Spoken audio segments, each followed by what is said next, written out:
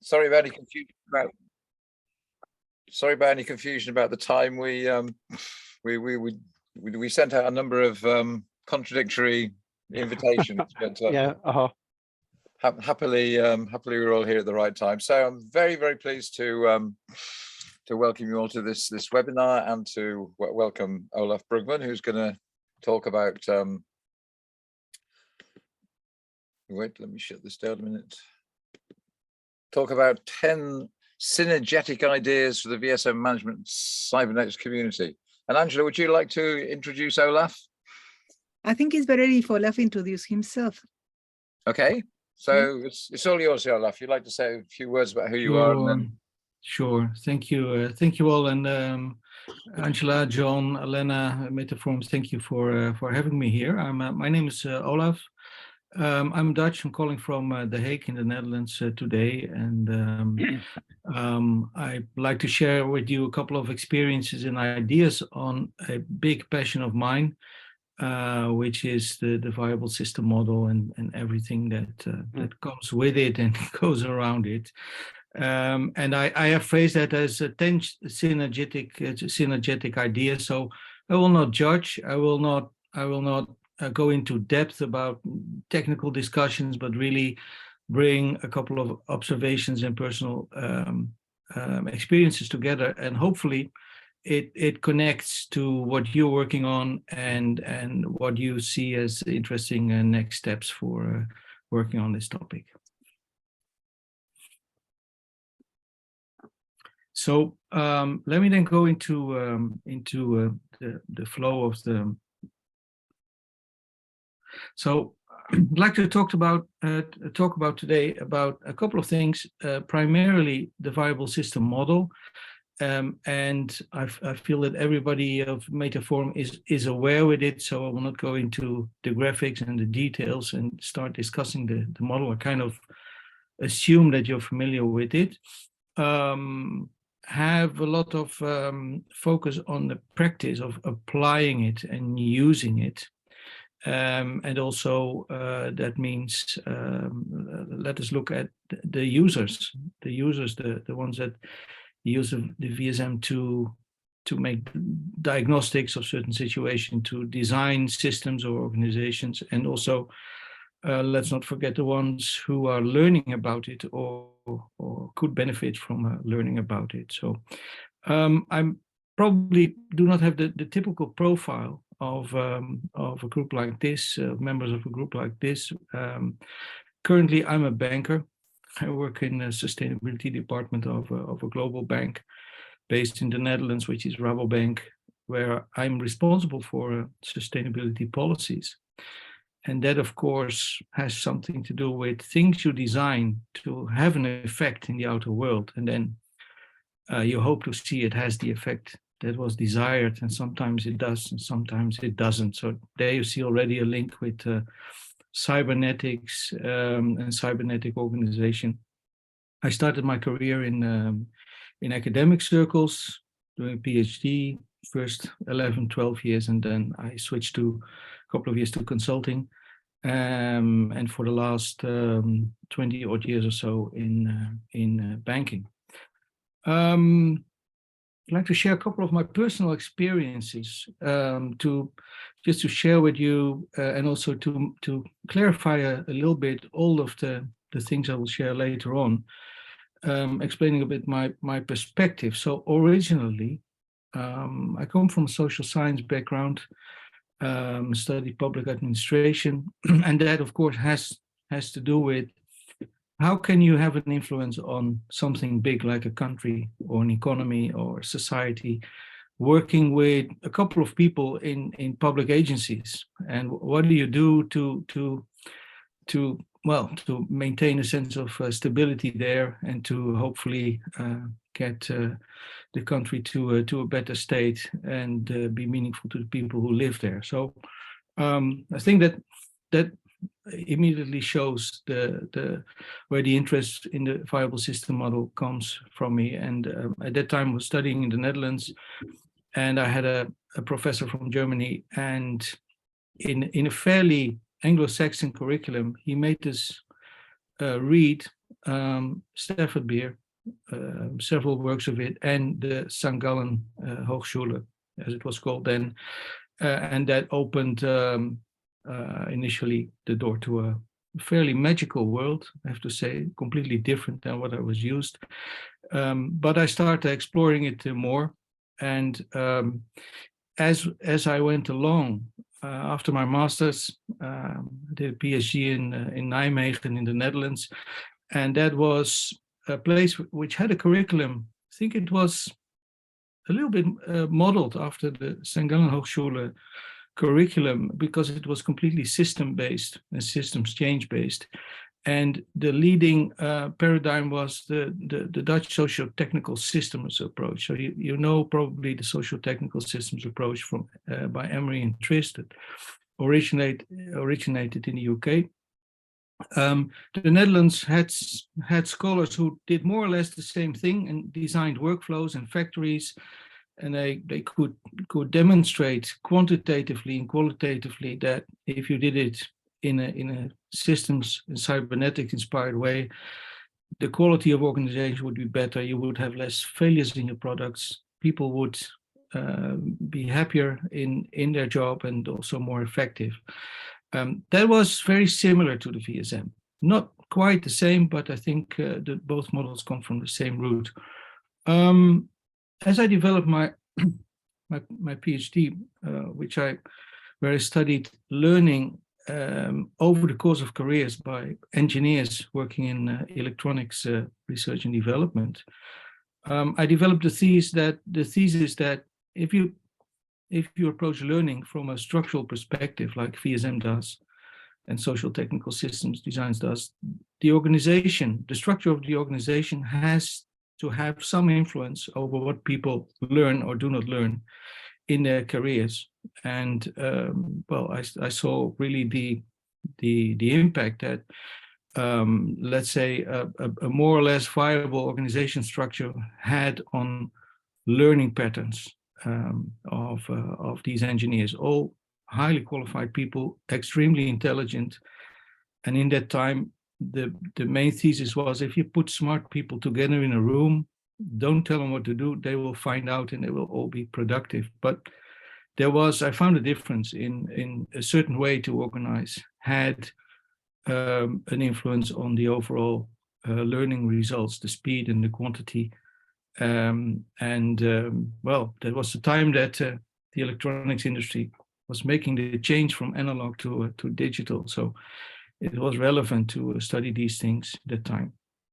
Then came e-business. I'm talking about mid-90s and the 90s, and suddenly we could all be connected through email and intranets and portals, and we started to connect and collaborate.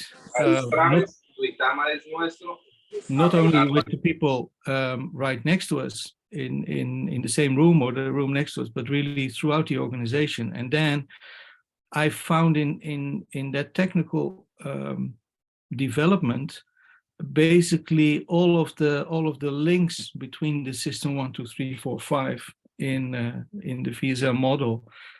Suddenly you could connect better to various system functions, and you were not completely confined to organizational structures. And if we see what Stafford Beer wrote in a book, Think Before You Think, he has an article there, and it was 1986, where he says, we are starting to have the softwares to create the technosphere to underpin the cybernetics and the viable system model. And I think that was exactly the moment where these software started to show their added value.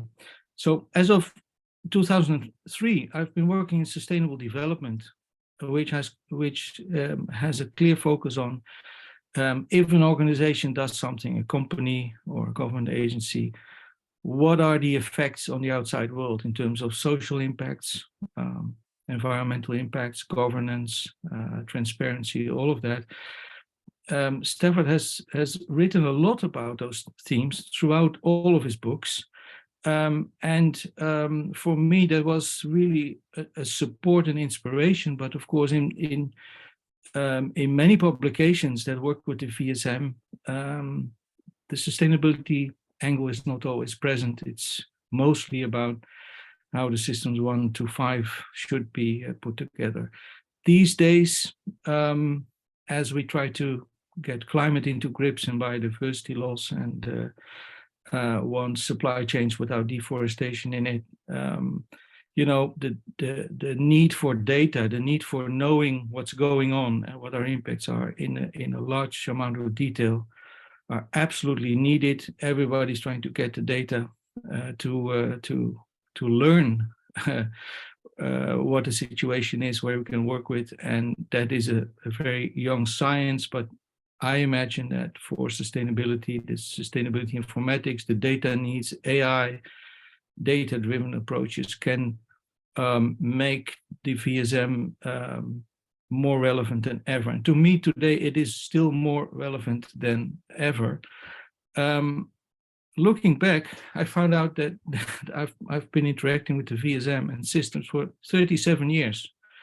To some of you, maybe it's a short time, to others maybe a longer time, but that's how long I've been basically exploring Stafford Beer's work and the work of some of you here as well, and anything that was written on it. I do not feel very competent or a scholar in this area, but I just have explained what interests me and how the VSM connects to that. Let me share a couple of 3 ideas which maybe at the surface may kick in an open door, because it probably won't tell you a lot of news, but for me, as working in practice and as a basically an organization sociologist, it is these 3 ideas are what makes the VSM extremely relevant. And for me, I'm not going to rabbit holes about whether the VSM is a complete and perfect model of the human brain.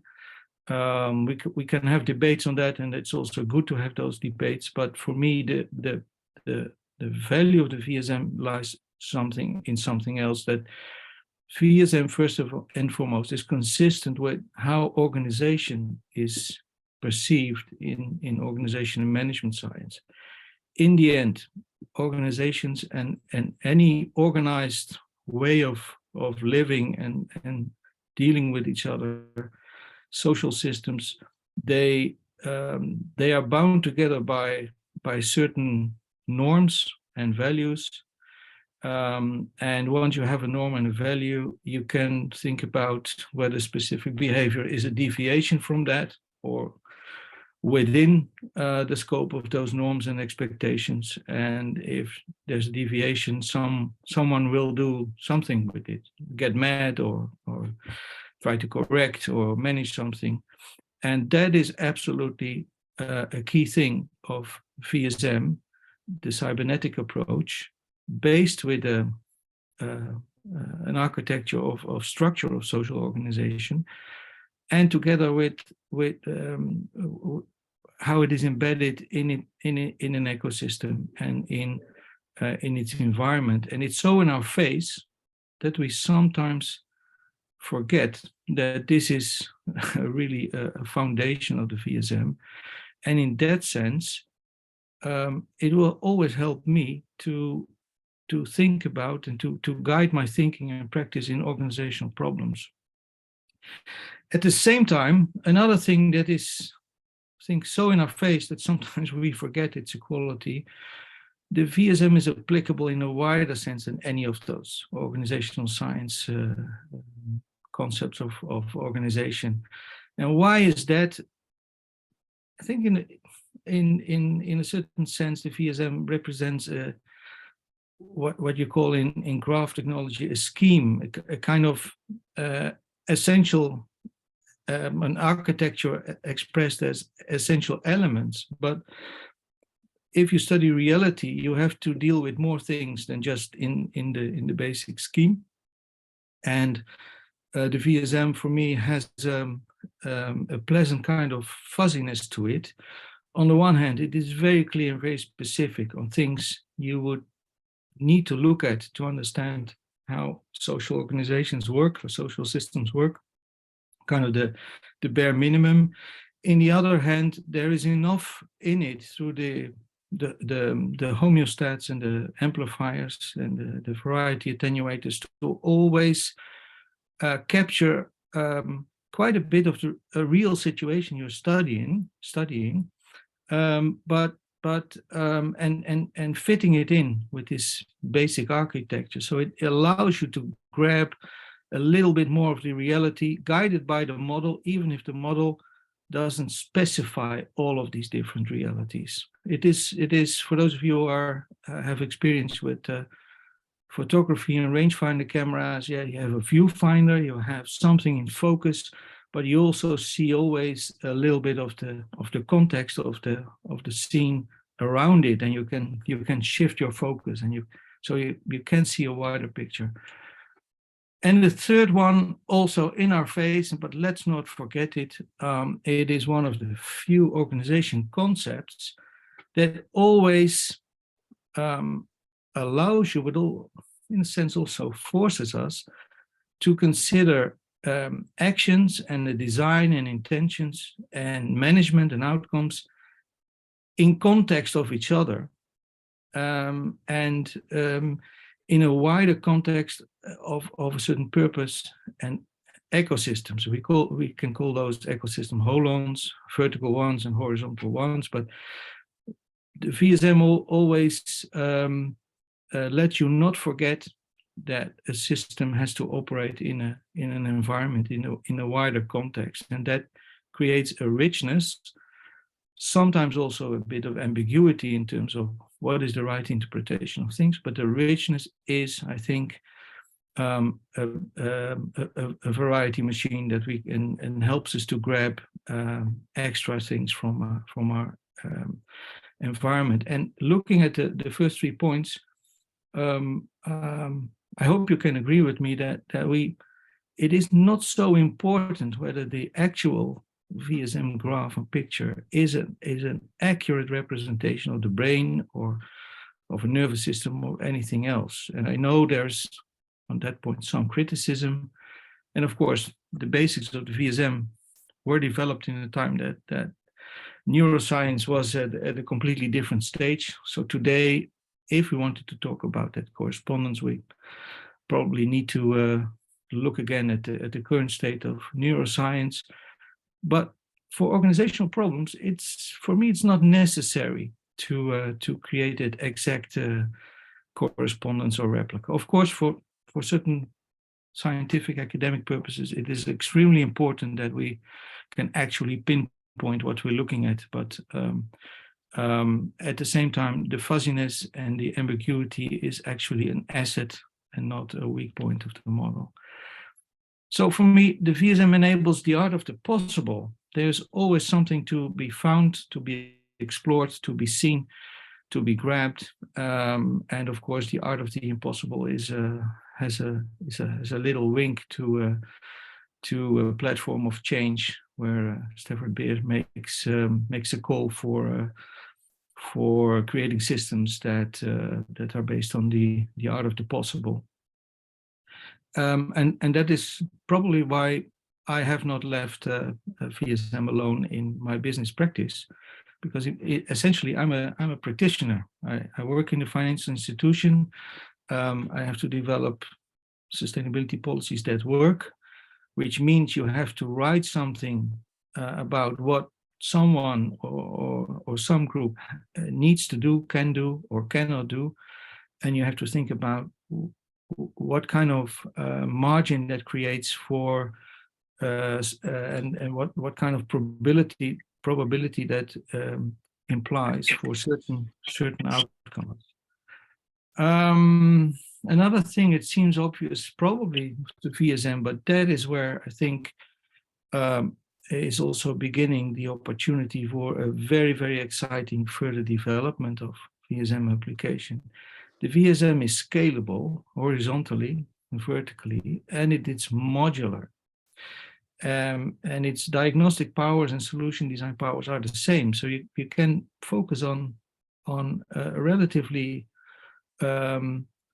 well-defined object of interest, but you can also use the VSM for looking at countries or looking at industry sectors or value chains or geopolitics. And in the end today, we talk a lot about planetary boundaries as the conditions for societies and economies. We have norms about it. The United Nations convenes on it. We have the climate summits and all of these summits that deal with global problems. And if you read with that in mind, Stafford Beers and other books around the VSM of 30, 40, 50 years ago, you see absolutely that that there was a strong interest in creating better societies, and these days we call it sustainable development. So the scalability and the modularity would also, I think, offer opportunities for us to connect our research or to connect our solutions and connect our registry of experiences of how our interventions panned out, and create a body of knowledge on those solutions and the knowledge that has been produced. So the VSM is a platform for change. It's not only, and there was not only a book. I think the VSM itself is a platform for change, a tool for change, and it appreciates the absolutum obsoletum, which was one of the Stafford Beers dedications. I think it was Brain of the Firm, the 1972 book. And it is a cue for me to never stop at repeating the same diagnostics and the same design principles. We always have to look further. And these days, we have, of course, a sustainability agenda in today's wording that concerns regulators and governments, and that tries to make a lot of organizations do certain things to control as far as possible global warming. We have sustainability or sustainable development goals on a global scale, which kind of set sustainability goals for the planet, for the global humanity, and they have 167 sub goals in them. And how does it all fit together? If you see the solutions, the only answer that seems somehow capable of delivering rich qualities and quantities at the global scale is a VSM-like model. I used to work for a couple of years in Brazil over the last couple of years, and I was able to work for a Brazilian system of credit cooperatives. And a credit cooperative functions like a bank, but it is a special one. All of the clients are members of the legal entity of the cooperative, so they can actually vote for the budget, for the strategy, for how the money is spent. So people put in money in the savings accounts, and the cooperative distributes that to those who are in need of credit and sets the rules for bringing those credit back. But it's actually a group of people united in a cooperative bank that tries to do what is best for them in the environment, in a local environment, a local community where there are a community. And this particular system where I worked, it's called C-Credi. It's the oldest credit system in South America. It unites 110 cooperatives working on under the same brand and the same logo, but there are really 110 different companies, different cooperatives, and they have a national cooperative, and then this is constituted by 5 big regional cooperatives, And within each region, you have, let's say, the grassroots cooperatives that operate in a certain city or a certain smaller region. And I was able to, with the VSM in hand, to develop a sustainability program and policies that appreciated the maximum of autonomy for the lowest level cooperatives, which is basically a system 1, and set the boundaries for sustainability targets and themes. And if you're an urban cooperative in Sao Paulo or Rio de Janeiro, you have a completely different context from a cooperative in one of the poorest areas in Brazil, where maybe before the cooperative was there, people needed to travel 200 kilometers to get money from the bank. So the variety was huge, much higher than I would say in Western Europe, where we have a large urbanized area, and there the national cooperative could only work together if on a scale of thousands of kilometers. Brazil is one of the biggest countries in the world. If you have autonomy as low as possible, and however, they had a common nerve system, a common backbone. They had one way and one tool to share and to make visible their sustainability information and their social impacts and environmental impacts. So they could aggregate where they wanted to aggregate all of this information at the highest level. They could keep it local and in much more detail as they wanted. And their VSM was for me a way to innovate, thinking about how to organize a financial system.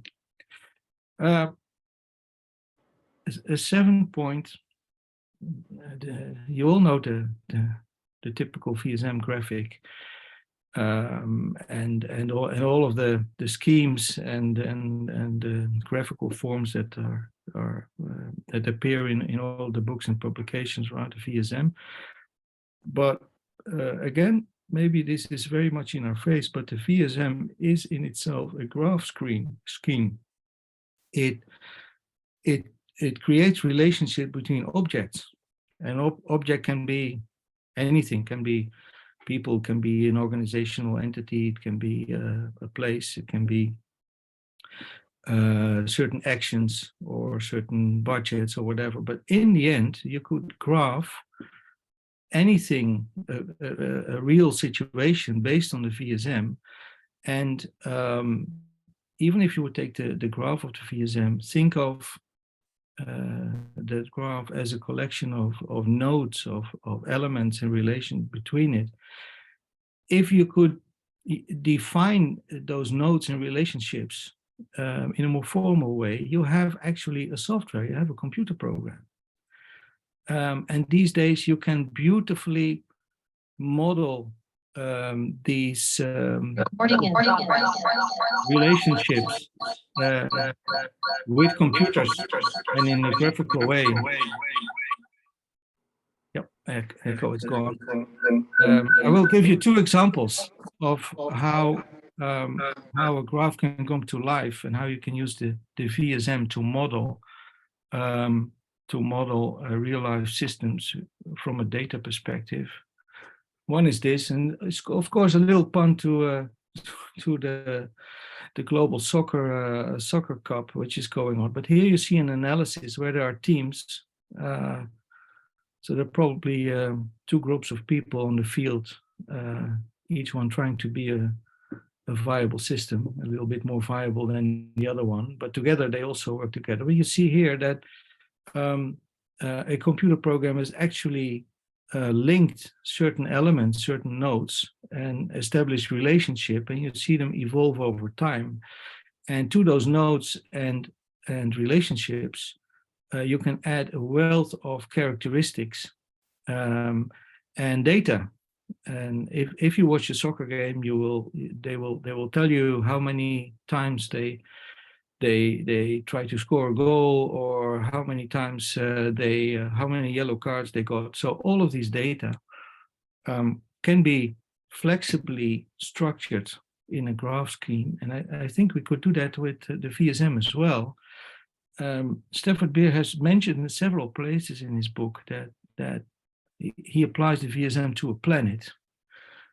He looks at the planet, and this graph is it depicts a couple of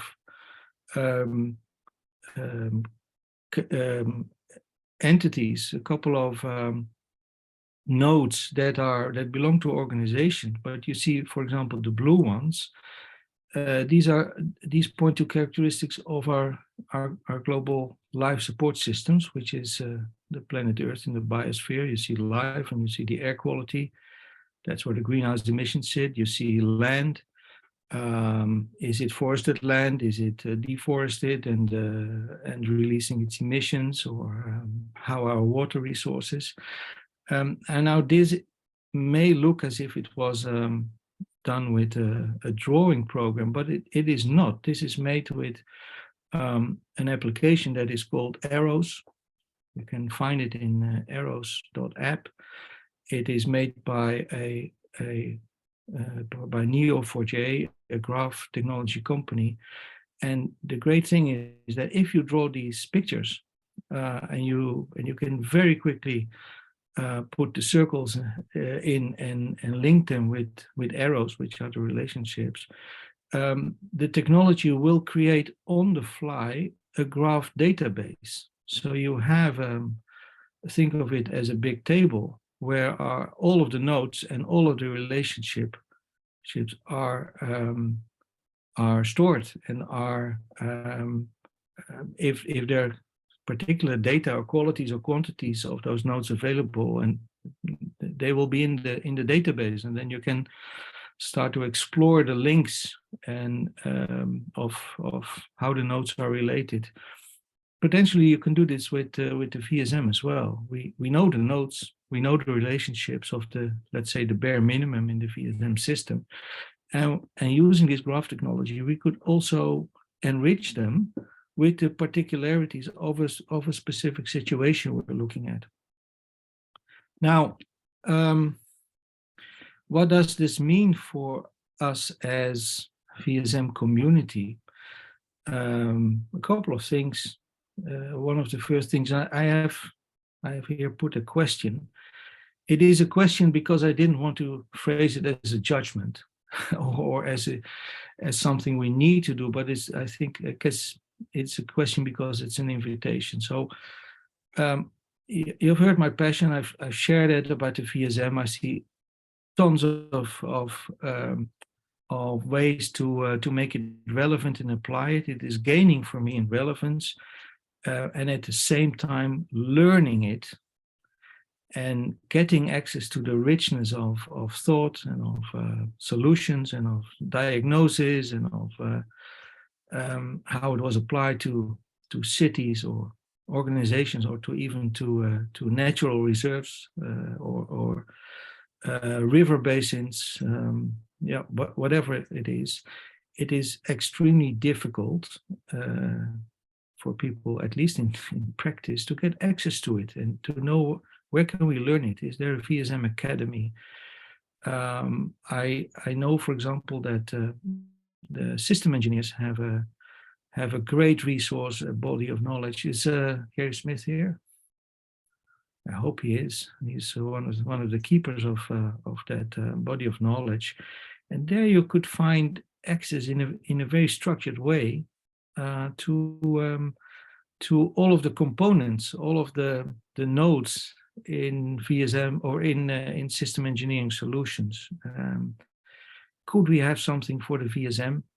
Because if you're a young student these days and you need to learn something, you have not so much time. You need to be finished in a couple of years. The time pressure is high. You do not have the money to buy all those books. They're very expensive, and it's difficult to extract the knowledge and make it useful for yourself. And I remember the video where Stefan B said, please read the books first, something like that. We still need to do it, and you will learn a lot, but perhaps as a community, we could think about how we can get some of our solutions and knowledge together. Otherwise, I'm afraid the knowledge may not completely viralize to the next generations. That is basically evaluating knowledge that can be put in 140 characters on Twitter or in a short Wikipedia article. These things can viralize much more quickly than this rich knowledge. So in the knowledge base, again, an invitation to think about, phrased as a question, could we think of, let's say, a modular book that holds the solution patterns? Like if you build a house, there are manuals where you can look up 2,000 ways to connect two wooden poles, for example. All of the types of joints and the types of foundation and the types of wiring, you can look it up. Could we have something like that for the VSM as maybe a particular instance of a community body of knowledge? The last thing, I've not criticized the model at all, and I do not want to do that, but I see a couple of things that are important now in practice and where the VSM does not always help me a great lot. And that has something to do with the time I think it was developed, but I see a transdisciplinary development of the VSM as one of the options for the community. Work with people from AI, with people from data science, with people from architects, geologists, because for the times ahead, companies, governments need to operate in contexts where it's not only important to know the quality of impacts and outputs, but also the quantities. We need to feed 10 billion people in a couple of years' time, and now we're already 8. So where do those quantities come from? And do they come from Brazil or from Asia, etc.? We need to plan for that, and we need to prepare for that. But that puts into perspective location and space. For the decades to come, operations of a company or a government will be, of course, they are tied to location and space, but to know where operations are occurring and what the effects locally are will become more important. Next, fixing climate change, someone said, is easy because we only have to monitor 4 molecules. Now, biodiversity loss is a little bit more complicated because it's about everything that plays a part in the web of life, and we're going to a stage where companies need to know where operations of their clients are to know whether these operations affect nature reserves or carbon stocks, to be able to predict whether food production a couple of thousand miles away will be compromised in some way or not. The VSM gives us the picture at a certain place in a certain point in time, but not always enables us to apply it in a wider time scale or to look at certain development cycles. And in the transdisciplinary branches of science, there's a lot of knowledge about natural cycles, how system behaves over time, which cycles are natural, and how we can maybe make use of the particular qualities of those cycles. System engineering or other systems organizations like SSS have done some work on cycles. The Russian transdisciplinary scholars have great work linking systems behavior and margins of operation of systems to space and time and cycles. So that's maybe in terms of a research agenda, and for the VSM, I would think explore joining up with other disciplines that we've never done before. It was not easy to come to 10 ideas, because I wrote the title 10 ideas, and then I had to come up with 10, of course, which I did. I hope it links to things you're doing, and I seem to be just in time. And well, I'm really interested in hearing what you have to say, or where we can connect. Back to you, Angela and John. Okay, wonderful. Thank you, Olaf. That was inspirational. Can you stop sharing the screen, and then we can get everybody's pictures back up, and then we can start the questions. Okay, so who'd like to start? I think probably with the number of people we got today, it's probably best if people put their little yellow hands up, the little digital hands, if you can do that. Who'd like to start the questions?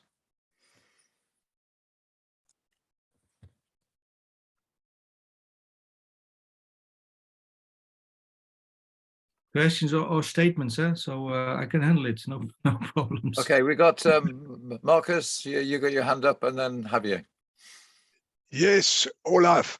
On your last slide, you plead for a transdisciplinary development of the VSM, and I have trouble with this because for me, I understand the VSM as transdisciplinary in itself. So it's up to the users to bring in knowledge, questions, solutions from different disciplines. But the VSM, I don't think that it needs any development to be more transdisciplinary.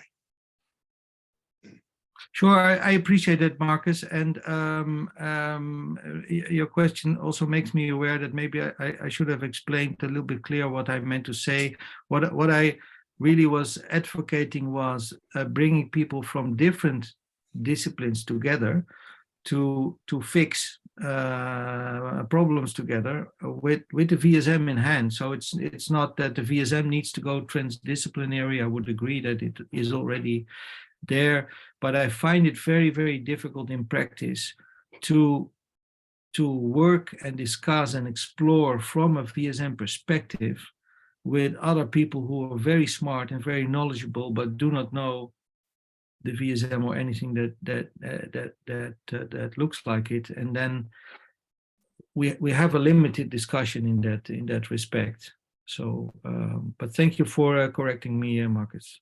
Much appreciated. No correction. No correction. Javier.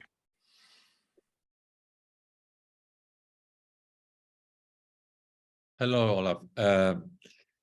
In slide number 8, you mentioned the need to, as I understand it, to come up with some sort of simple explanation of the VSM, but at the same time, one that has the authority of, I would like to think, a group like ours, where we can agree on a simple explanation and make sure that it serves the main purpose, which is, instead of resorting to the organization chart, start practicing the VSM model.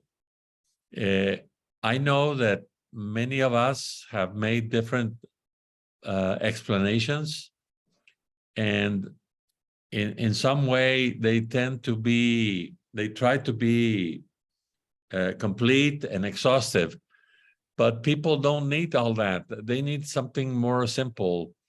In this sense, I am beginning to agree with Russell Acuff, who said that people wanted to have recipes and something they can follow, and not try to make them learn how to think. My preoccupation is that the world is getting more chaotic as we go along, more and more. In every country, we see problems that we didn't imagine, okay?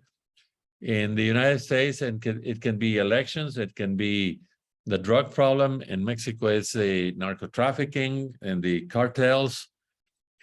And it seems like the world is going out of control. And where is the VSM in all this? Absolutely absent. Absolutely absent. Stafford tried something 50 years ago, and we haven't reached a point where we can have not one single government in the whole world is trying this. That I think is our failure. Ours, not Stafford's, ours. 20 years after Stafford's death. Okay. So my question very concretely is, have you done something in terms of trying to simplify the VSM, its explanations? Do you have something written on your own about this? I have written something about it, and I've applied it in projects. And I have to say, a couple of years ago, I developed a project based on syntegration, which was for the global sustainable soybeans production. And I sense that, for example, in the syntegration, the VSM is there. It is everywhere, but it is brought in bite-sized chunks. Sometimes it is there working for the participants without talking too much or not at all about the model. And where I made the case for body of knowledge and let's say solution repository was just that. There are a couple of solutions that are simple or that are more compact and that could be used in certain instances. Well, we can take those, but of course simple solutions are not sufficient for all situations. So we probably need the thinking activities, but also the application activities. So it's not only systems theory, but also systems practice. And I would say be connected between the people who are doing this so that they can find each other easily or consult each other easily. I sometimes miss that. And in daily practice, I try to avoid the word systems because everybody is getting goosebumps and it creates a lot of problems. So I wrote a corporate policy for sustainability. I think I can map out, and I did map out the system 1 to 5 in it. I kept it in my notebook. I just wrote a policy, I think. And that was it. Well, if we want to viralize this, we cannot continue to hide the word cybernetics, because people are not going to understand what's going on. Sure, that is true, but Okay. Well, thanks for your reply. Thank you. Sure, thanks, Javier. Okay, Kate.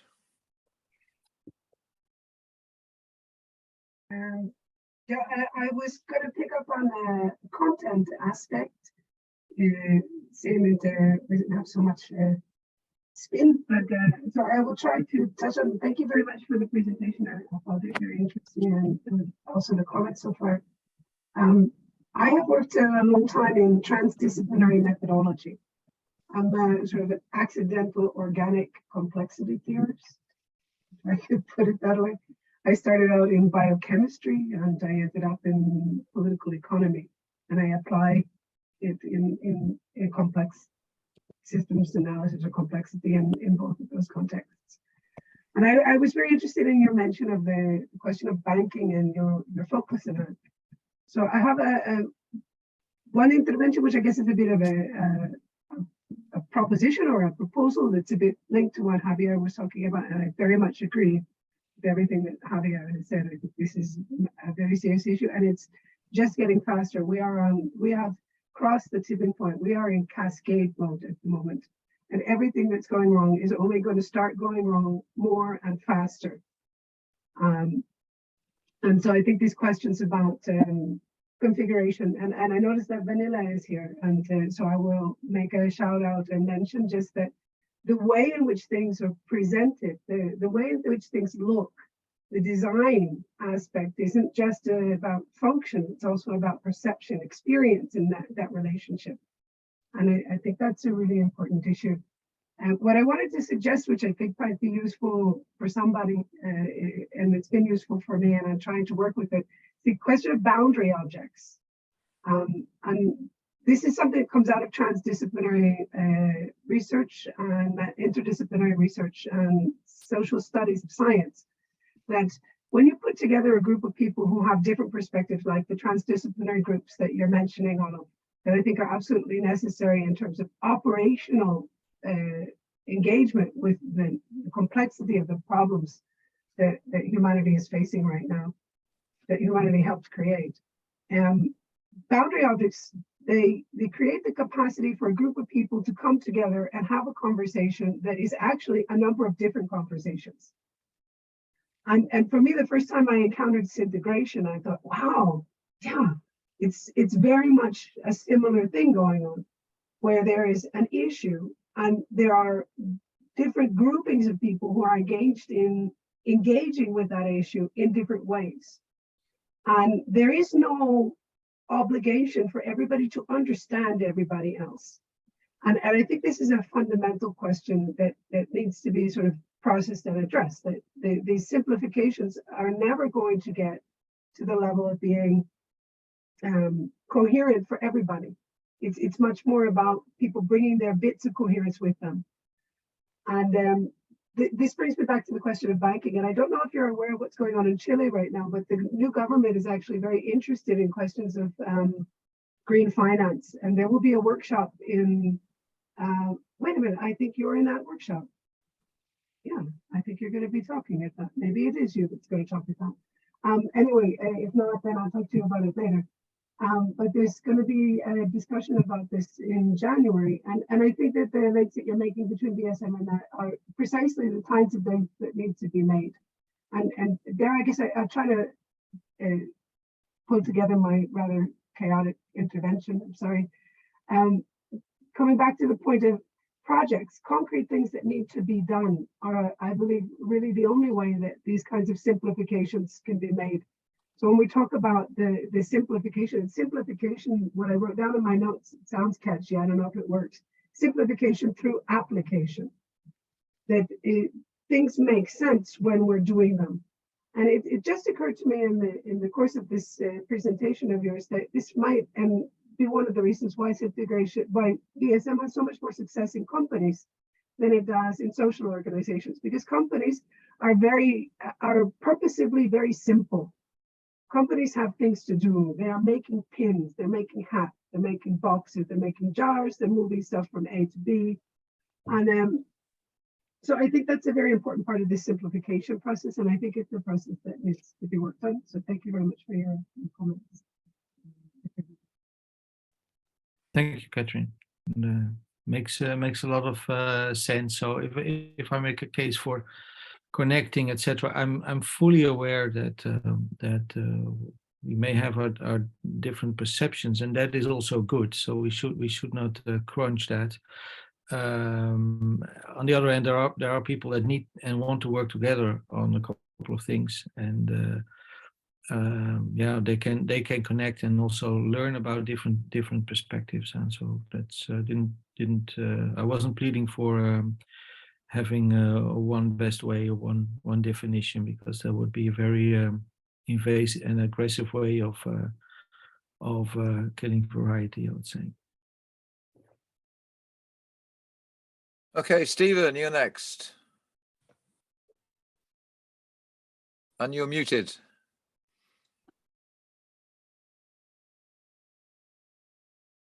Still muted.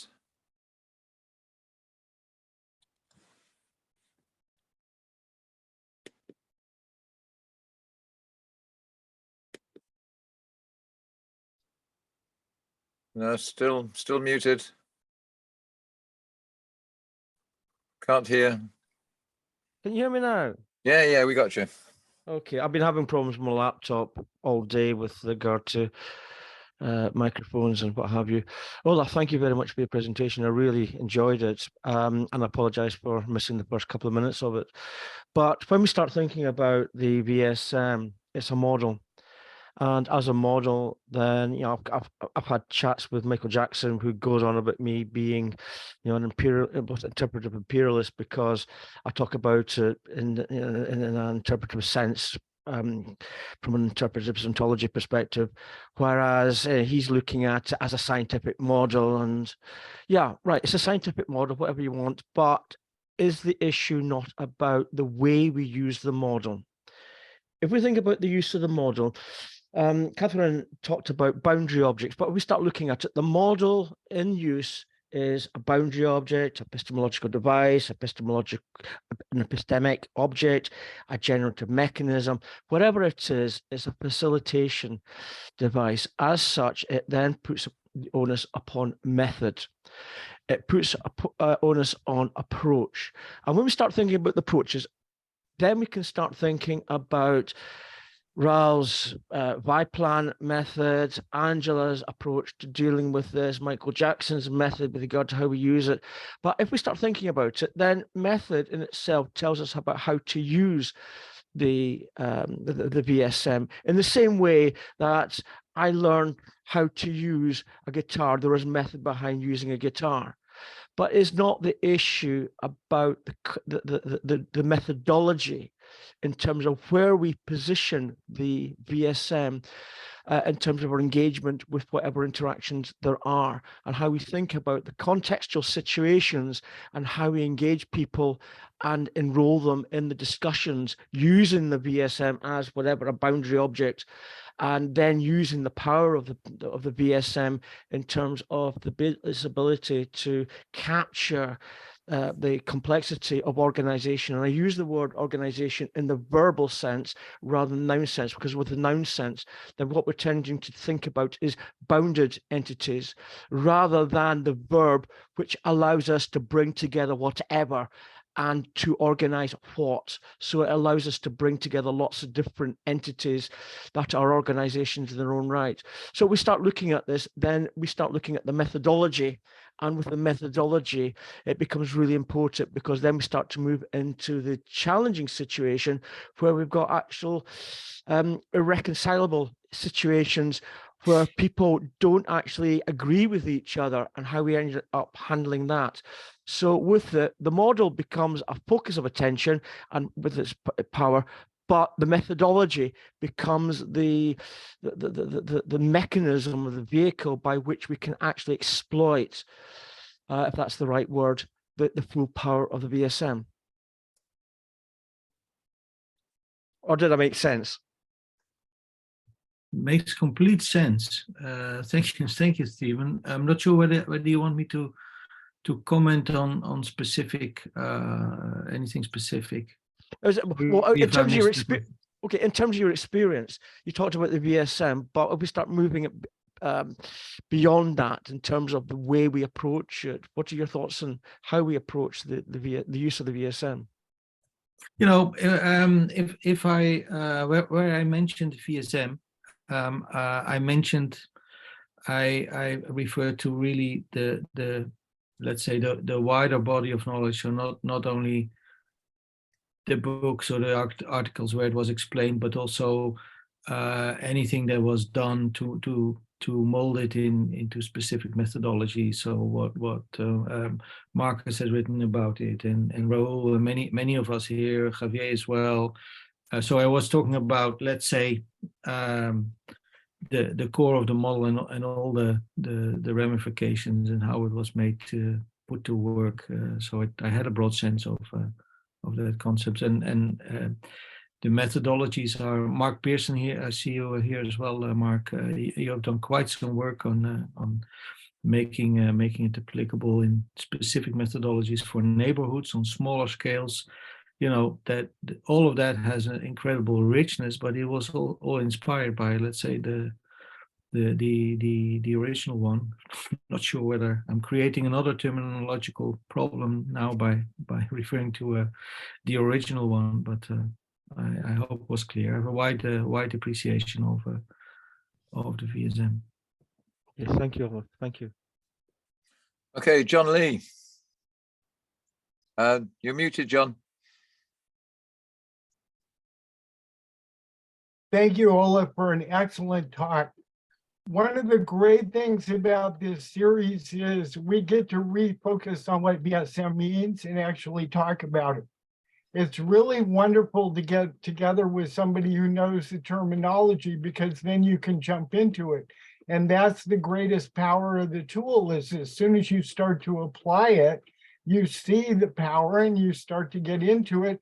If you've got somebody to talk to about it, they've got a different view than you do. The things you disagree about are the things that are the most exciting with the VSM. When you say something and then you say that's a system 4 and they go, no, that's a system 3, you now have clarity about something that's been so confusing that you don't know what you're talking about. Now, I am not an expert on VSM, but I have studied it. So I am an expert on this book. I wrote the Reader's Guide in the 2nd edition, so I do know a lot about Stafford. But in 2010, I still didn't know anything but John Walker, and I was completely confused. And this book is the best book I can recommend in terms of the practical application of the VSM in the real world. Now, what I do is I start with a student and I apply Elena's model on the personal VSM. I say, well, what classes are you taking? What other activities do you have? What's competing in your life?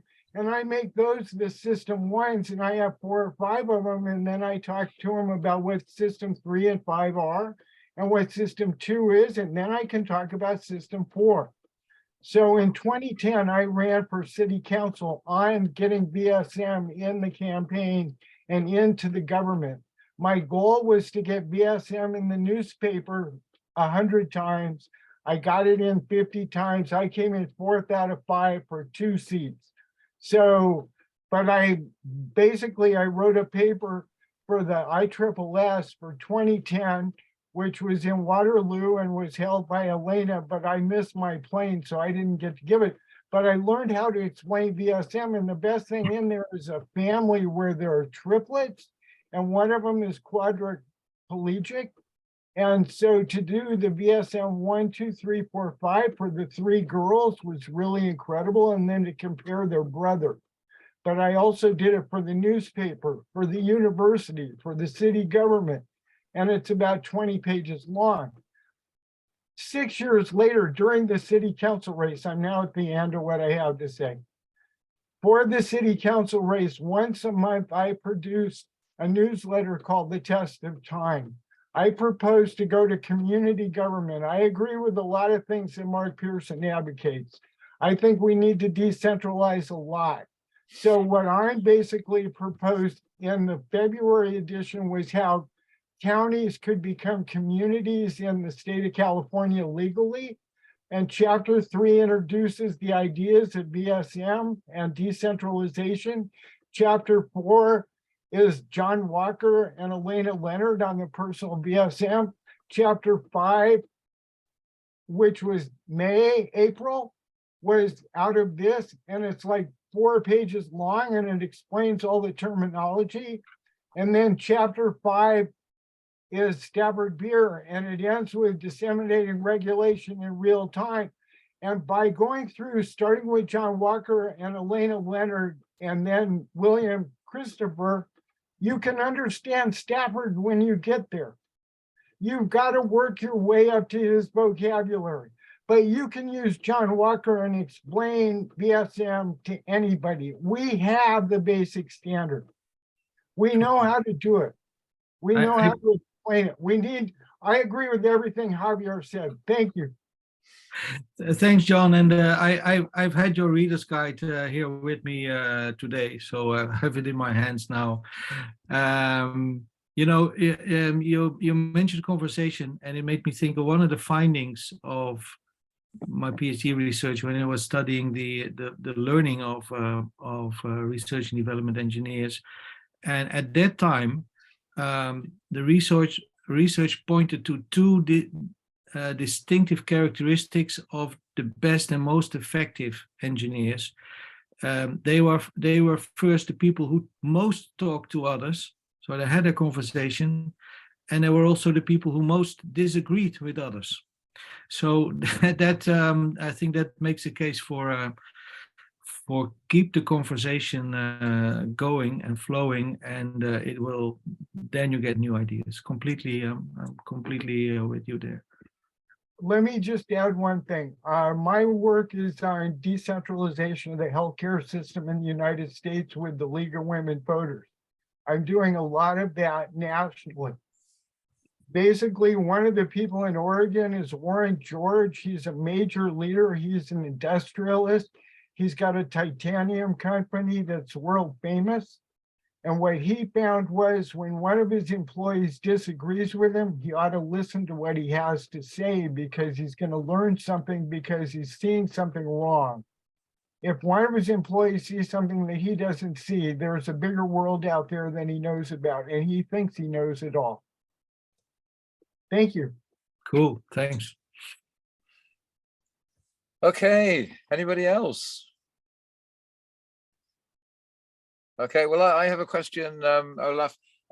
You mentioned a variety of tools that are necessary for us to really disseminate the ideas on the VSM. And you mentioned tools for learners, tools for designers, and tools for managers. And I just wondered how far you've gone with that thinking, because we're having similar thoughts about the website. We're trying to assemble a bunch of tools on the website, some resources, and a lot of it's going to be fairly ordinary stuff like papers and books and reviews and stuff. But we're really open to ideas about how to be innovative and how to assemble the sort of tools that would be available for a whole variety of different people to start learning or developing or really strengthening their approach with the VSM. So if you got more thoughts on that, that'd be really interesting. Yeah, well, I'm afraid I myself am also a little bit of a traditional learner. So we read the books, to read the publication, and pull the strands together from that.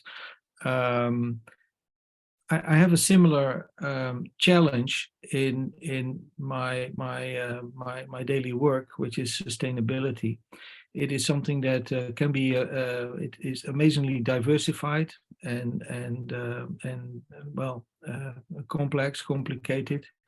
And I also we found out that to get really ahead with it, you need a bigger critical mass of people who understand, who can be the thought leaders, who really know in depth their knowledge. And other people can use practical knowledge in their day-to-day jobs. They don't have to understand and think about everything, but they're more on the application side.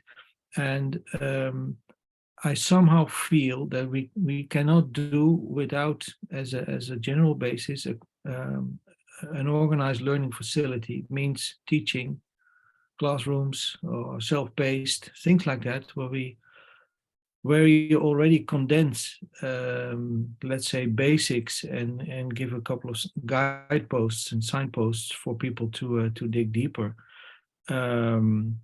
Then there can be more specific interests. I'm looking at specifically at data at this moment and the graph technology, because I need to combine a lot of things to understand how the system functions are really working and what they are creating. But yeah. It was a question that asked, and I do not have all the solutions, but happy to participate in any initiative that works with it. I know Mark Pearson has done a lot recently on the education side, and also making things practical for neighborhoods, underpinned by softwares that allow completely decentralized a form of knowledge production and knowledge capturing, where you can combine what you can combine, but nobody needs to come to any consensus about anything. So it preserves the originality of let's say, the learner and the teacher, and people can combine where people want to and feel it is adding value to them. And I like that a lot because you keep the diversity in. Okay, thank you. Mike, and then Mark Pearson. Yes. Okay. Thank you, Olaf. Isn't the time now to start thinking about enabling technology? I think you have on multiple occasions in your 10 commandments alluded to that. And I think the last few decades have basically been driven by a teaching model in management cybernetics and consultant model, you might say. And I'm not necessarily saying that that is a bad thing, but it might be amplified by starting to embrace more technology that nowadays is available to us. And to me, then always the meta design in terms of Maturana comes up. What if you could design a Zoom or a Microsoft Teams or a Google Workspace or whatever, which embodies the logic behind VSM, and for example, in combination with integration? Hasn't the time arrived to start creating that?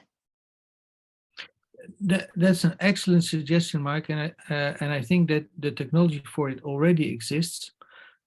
Basically, if you would combine all of the publications, so let's say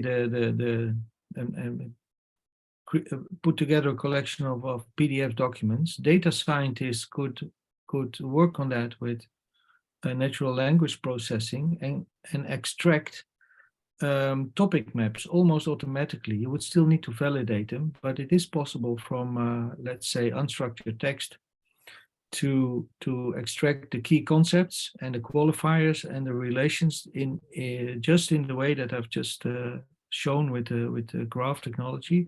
And you could at least have, to begin with, a kind of concept browser for all of the VSM content. That is possible today, and that's what I do in my daily work in some experiments to see if we can pull together regulations, for example, on climate change, where there are a lot, where nobody sees the connections. You have to put them in a repository, process them, and then you can see what the different topics are and how things are related. I think that could be done already, and then you can also make it visual, and you could create it in a way that there's no hierarchy or forced structure. Everybody could begin to explore at any point, any concept as an entrance, and follow the breadcrumbs. And it looks a little bit like the graphs that were produced for the Panama Papers a couple of years ago. Maybe you've seen it, where from unstructured documents, the let's say company and places and certain times and related people were extracted from the text and then put in a visual relationship with each other. Can be done. Well, that was actually an interesting perspective in terms of visualization and representation. Perhaps what I meant was more in a generative way, like how do we collaborate if it is not always in the physical sense, or not even that. I mean, what is supporting, enabling technology to collaborate in a way that embodies VSM logic or integrative logic? I know two, which is a brain software or a federated wiki, but maybe Mark, you would say something about it, because there you can learn at your own pace, connect where you want to connect, create more value where it's needed and wanted, and still preserve all of the individual knowledge pieces. Can be done. Do you want to come in on that, Mark? Yeah, I'll address this last topic very briefly and then make the one point I wanted to make. Interestingly, Olaf, in the last week, Ward, I'm working with Ward Cunningham, the guy who invented the wiki, and did a lot with object-oriented programming and agile and all that stuff. And he's now quit his day job like 3 or 4 months ago. So he's working basically full-time with us to develop the federated wiki. It's very interesting. But the thing I wanted to share with you, Olaf, was in the last week, he and one of his peers in England have really turned their attention to creating all the functionality that the brain has in the federated wiki. And we put Neo4j in the federated wiki a year ago. So we use Cypher query language. So that's a bunch of technical crap, but it really is integrating all the features of property graph databases and the brain in the Fed wiki. So it's all volunteer. So don't, I'm not paying them any money. They're not paying me any money. So it'll take a while, but they're really working hard now that Ward doesn't have a day job. So that's interesting. The only thing I wanted to say in this one, Olaf, I enjoyed your talk, even though I came in late. And I've always thought that your consulting work and then your direct work in Brazil with Scredi is one of the most inspiring things on the planet, that you can, at that scale, across 3 scales, have basically a viable system that is made up of cooperatives. I'm aware of very few examples. John has taught me about Emilia Romana, which is kind of a network-based viable system, if you will, and then the stuff in Spain with Mondragon. So those are the 3 things that inspire me every day to keep moving forward. But that isn't what I wanted to talk about. I just wanted to say, me and a few of my friends have started talking seriously about systems as a second language. In American schools, you can't add anything to any curriculum anywhere, but you might be able to replace, say, learning another language with learning systems as a language, and systems is a language, actually. And if we could flip that and we could get in the school curriculum that way, then all of our much talked about multidisciplinary stuff kind of happens by second nature, because you're not saying, you guys all need to cooperate and listen to us. You're saying there's a language to talk about each of your disciplines. It's the same language. It's the language of systems. And we worked out how to teach it, starting with children, actually. So anyway, that would be maybe something to talk about at the Meta Forum, or if anyone's interested in helping. Don't need any help, so I'm not like begging, but if anyone can't avoid helping, call me. Thank you, Mark. Angela. My question is also in a similar direction. You were saying, Olaf, in your final principle, that a modular solution pattern language for the VSM could be developed for the community to like a body of knowledge, to help to generate a body of knowledge for the community.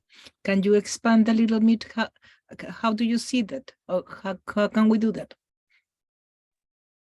Yeah, the idea of pattern languages comes out of architecture, and also has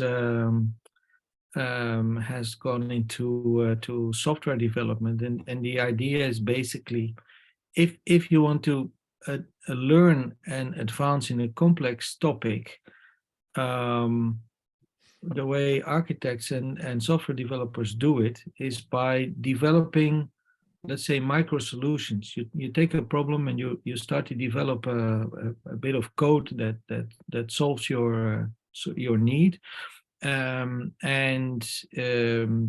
developers tend to store that in place where other developers store their solutions as well, and step by step these solutions grow and build a kind of a toolbox of repository for certain things. Now, and I asked the open question on these toolbox, if we look at what's available in terms of let's say bite-sized chunks of solutions, if I may call it this way, in all the VSM publication, and several of you here have contributed already, that there are these modular solutions available everywhere. a lot of things we have it, and with each practical application, I think there's new knowledge of where to apply and how to apply and see how it works. I'm not sure. Maybe I consider myself still a learner in this topic.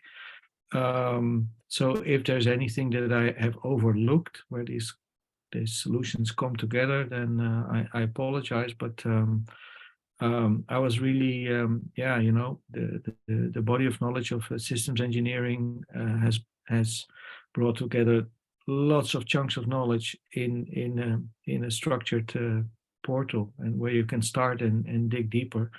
That is something I could see in front of me, and the Federated Wiki Mark has mentioned this, does similar things, but without any governance structure, which is also very attractive. Things like these, I'm not sure to what extent it exists and where, or maybe parts of it. Yeah, could we bring it together? It could be, then it could be more powerful even. Thank you, Olaf. Okay. Oh, we got two. Stephen's back again, and Mark.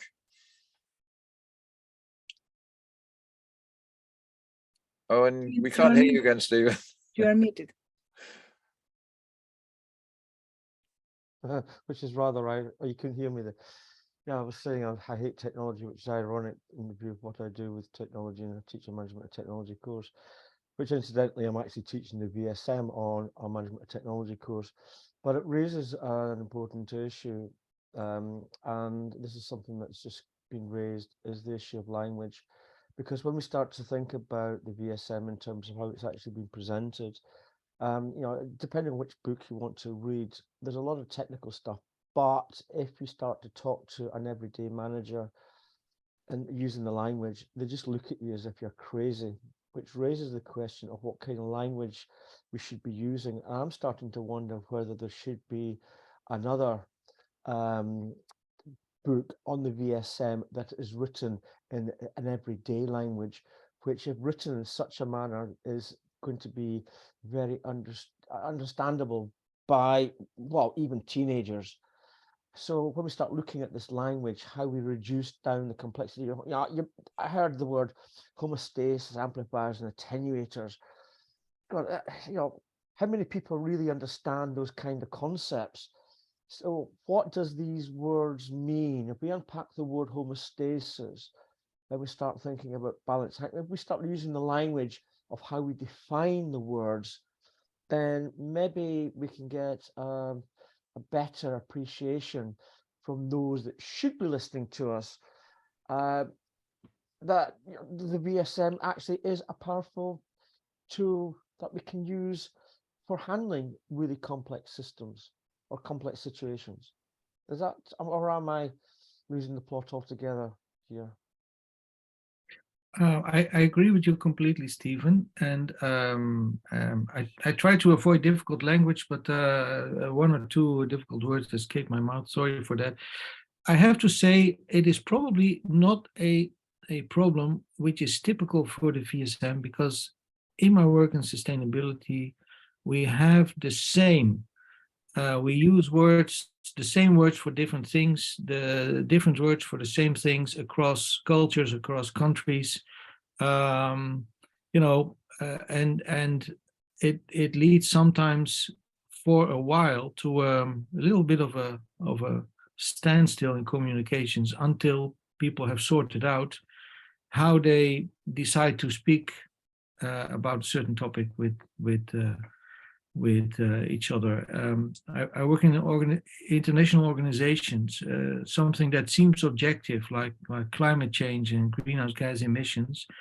I have colleagues in certain regions in the world where you cannot use these words because they use something else. And it has led to initial not understanding each other, and then you need to take a step back and solve that before you can carry on. And the more diversity and the more variety in the way we apply the VSM, there could be more of those language issues. The north and south of Brazil it is the same language, but the names of fruits and animals in the north are not understood by the names the people use in the south, and vice versa. So you need to be able to travel in or be a boundary spanner, or cross the bridges, or sit people together to solve it. So, but it's not typical for the VSM in my view. Mark, you had something else to say? Yeah, briefly, two things. What I raised my hand for was to remind people who know and inform people who don't know that Ward Cunningham, the guy I mentioned earlier, is the guy who recognized that Christopher Alexander's pattern language had broader implications. He's the guy who took pattern language to computing and is quite unique. So patterns and pattern languages suffuse everything we're doing together. And I put a link up there so you can kind of see that, you know, I had a month sitting around in England this summer where I didn't have any responsibilities, so I could get some work done. And I started changing our entire website and everything we're doing into patterns, and therefore the possibility of pattern languages. So I just wanted to share that. I put the last long link up there, I think is the right one. And the other thing, I put a link to a my vernacular explanation or explication of the VSM, which certainly doesn't compete with any of you guys, but it certainly does make it accessible to normal people. And the people we're working with in Arizona actually came to us through that talk. So it's proven its worth to me in that way. And then I want to say something pretty annoying, I suspect. I think that the consulting model is flawed in the following way. The people who can and will pay you to help with the VSM, this is an overstatement, but not by much, are the least able to use the VSM. So I think until you switch to a civil society voluntary approach to spreading the VSM, you're going to be trying to plant seeds in soil where it cannot grow, or only in very, very rare cases can it grow.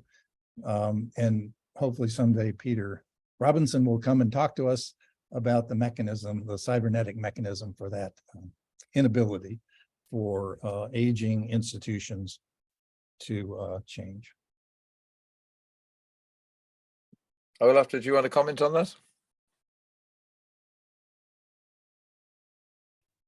Actually, no, because I'm completely with Mark, and we sometimes meet in other spaces around these teams as well, and the work he's doing with Ward is phenomenal, and it is inspiring me as well.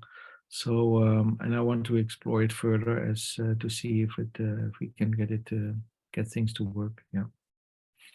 Okay, and just a brief comment on what Mark said, that two of the VSM applications that Ange and I have been involved with, well, there was the Sumo one that I did where I was a member of the cooperative, so working from the inside, which is a much better way to do it than the sort of external expert trip that you arrive and you say, stand aside guys, I'm going to sort out all your problems, which I mean I think is pretty much discredited now, but still continues. And the eco village in Ireland, and both of those we did were without any remuneration. We just did it for expenses because our hearts were in doing a VSM application in eco village.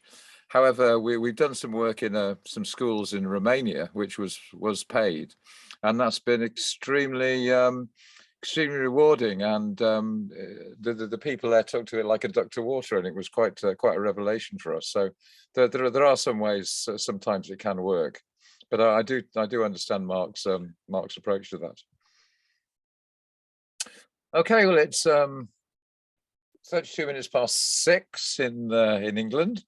So unless there's any more questions, I'd like to thank Olaf and everybody for the discussion, which I found the whole thing thoroughly enjoyable, and it feels to me like there's a whole lot of things that should come out of this, and I particularly like Mike's idea of enabling technologies and the way we're going to move forward and producing tools, and lots of Olaf's ideas about ways that we can progress this. So so hopefully some stuff will move forward from this. And I don't know, Olaf, if you've published your work on cooperatives in Brazil, because it does sound like extremely important work. And I've not done that, but I'm bound by confidentiality because I worked for a partner of my own employer, so that's a little bit difficult. But now that they've progressed, I'm very much willing to see if we could show some of that together with them, because it's in the end it's their content and their success. So. But I'm happy to explore that actually. Well, that'd be great, because I think it's a really important piece of work that should be widely distributed.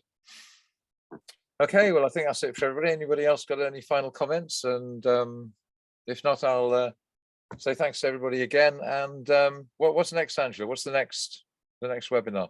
The next is in January with Vanilla. It's going to be a conversation with Vanilla. And we have already asked participants if you want to send any questions to Vanilla. It's going to be a conversation about Vanilla's personal experience and learning with Stafford. So please email us any questions, and we'll see you in January. Yeah. Oh, and just a final note: we were approached by Mike Jackson, who wants to give a webinar on Stafford beer, on Bogdanov and post-capitalism.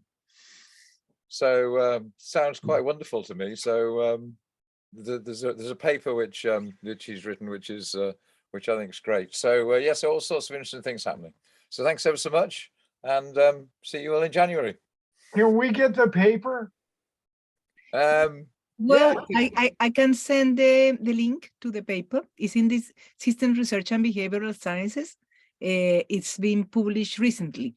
So can we access it? Do you have to be a member of that publication to get it? You do have, unfortunately, yes.